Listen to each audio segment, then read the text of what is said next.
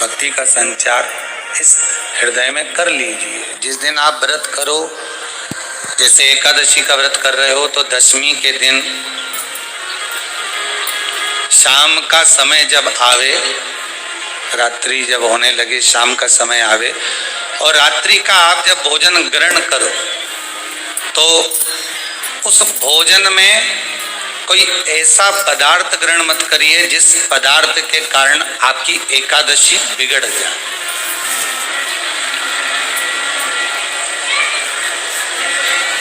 कोई बेकार भोजन हमें ग्रहण नहीं करना,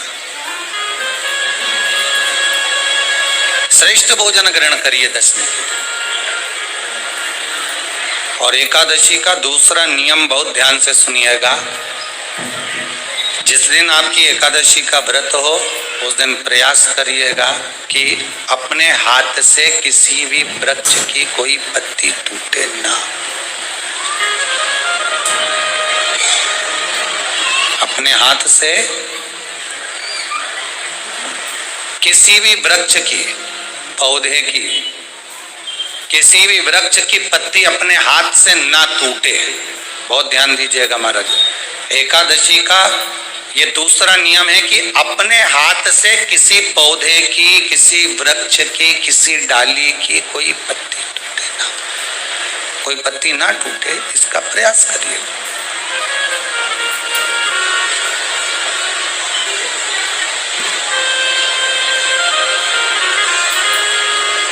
कितना सुंदर व्याख्यान कहा है, कितना सुंदर वर्णन है महाराज कि मात्र एकादशी का व्रत कर लेने पर, मात्र एकादशी का व्रत कर लेने पर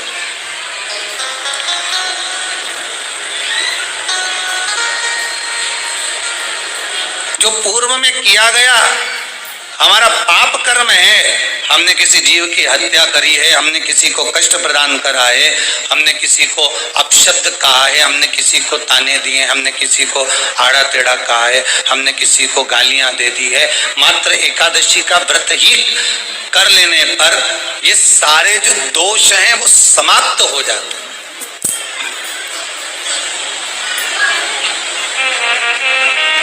सारे दोष हमारे समाप्ति पर आ जाते हैं।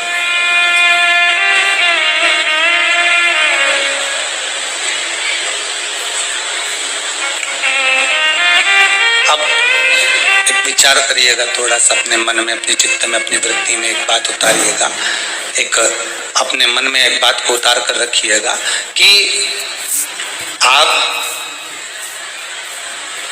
अपने पाप को, अपने पाप कर्म को जिस दिन क्षीण करने वाले हो, समाप्त करने वाले हो, अपने पाप को आप जिस दिन समाप्ति पर लेकर जा रहे हो तो उसके एक दिन पहले आपको प्रसन्नता होना चाहिए कि नहीं होना चाहिए कि कल मेरा पाप कटने वाला है, कल मेरा पाप समाप्त होने वाला है। जो मैंने पाप कर्म करा है वो समाप्त होगा, जो मैंने पाप कर्म करा है वो कल समाप्त हो जाएगा। तो एक दिन पहले आपके चेहरे पर प्रसन्नता हो कि ना हो?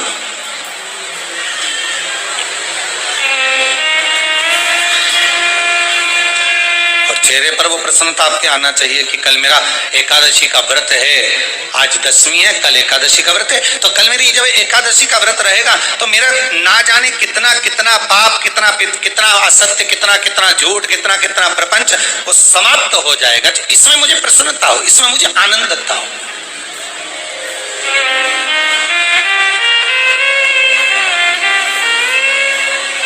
तो क्या कहा गया कि प्रयास करिएगा कि एकादशी के दिन कोई वृक्ष की, कोई डाली की, कोई कोपल की कोई पत्ती ना तोड़ी जाए।